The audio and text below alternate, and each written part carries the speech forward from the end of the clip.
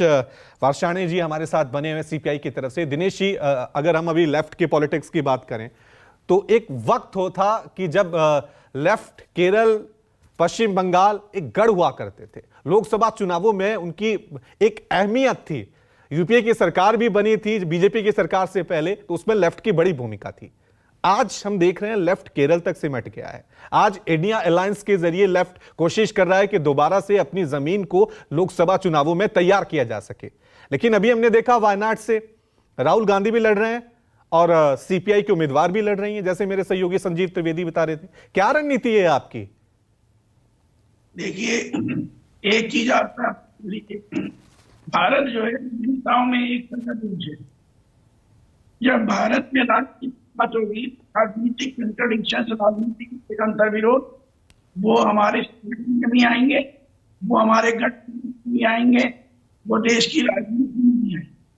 हमारी कोशिश है कि वामपंथी पार्टियां पूरे देश में जो मौजूद है, जहाँ पे वो वहाँ पे वो करें।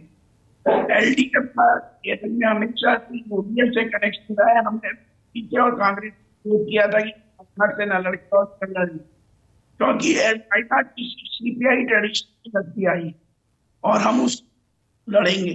इनको पहले ही कहते इंडिया गठबंधन से जहां तक बात है, हमारा अलायंस है पूरे देश कुछ पार्टी को उठाया जाए और एनडीए के अलायंस को, जिसमें देश में बेहद बेरोजगारी फैला रखी है, महंगाई फैला रखी है, देश की सांप्रदायिक एकता को सत्यानाश कर रखा है, देश में नौजवानों में वैज्ञानिक दृष्टिकोण की बजाय धार्मिक दृष्टिकोण और संकीर्णतावादी दृष्टिकोण को आगे बढ़ाया जाए, उसको हम आगे बढ़ते। अभी भी हम बता रहे हैं अलायंस ब्रॉडर कोशिश ये है कि ज्यादा से ज्यादा सीटों पे 1:1 का कंटेस्ट किया है बीजेपी एंड इंडियन, और ऐसा होगा। आपने उत्तर प्रदेश में भी देख लिया, आपने और राज्यों में भी देख लिया, और धीरे धीरे अगले 5 साल पूरी स्थिति बिल्कुल क्लियर हो जाएगी। नहीं, मेरा सवाल स्पेसिफिक था दिनेश जी। आपका पॉइंट हो गया कि राहुल गांधी के सामने सीपीआई के उम्मीदवार क्यों लड़ रहे हैं।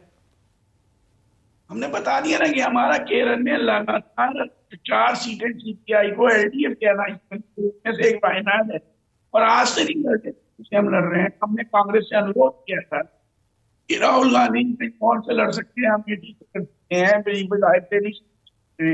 कहीं और से भी लड़ सकते हैं, पर हमारे लिए केरल के अलावा नहीं है इस समय, इसलिए हम उसी। अच्छा ठीक है, एक और सवाल मेरा आपसे।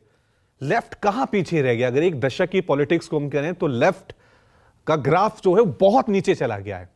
वजह क्या रही? नहीं, लेफ्ट का ग्राफ पीछे नहीं रहा। लेफ्ट पार्लियामेंट्री की जो पॉलिटिक्स है, राजनीति पार्लियामेंट्री उसमें निश्चित तौर पर पीछे गया। उसके सबसे बड़ा कारण ये है भारतीय जनता पार्टी का कैपिटलिस्टों के पूंजीपतियों से पैसा लेना। ईपीआई वामपंथी पार्टियां तो एक अप्रोल बोर्ड से पैसा लिया नहीं। दूसरा ये जो उन्होंने सारी संस्थाओं का जो बेटा किया है उसका और उन सारी जो सारे को तोड़ने की कोशिश की है। तीसरा ये कि वामपंथी पार्टियों को भी कुछ सोचना था, और उनको धीरे धीरे नहीं, लेकिन ये आप कह रहे हैं पूंजीपतियों का उन्होंने सहयोग लिया, लेकिन वोट तो जनता करती है ना। जनता तक लेफ्ट का नैरेटिव नहीं पहुंच रहा है। बीजेपी जो नैरेटिव सेट करने की कोशिश कर रही है वो पहुंच रहा है, इसलिए वो जीत रहे हैं।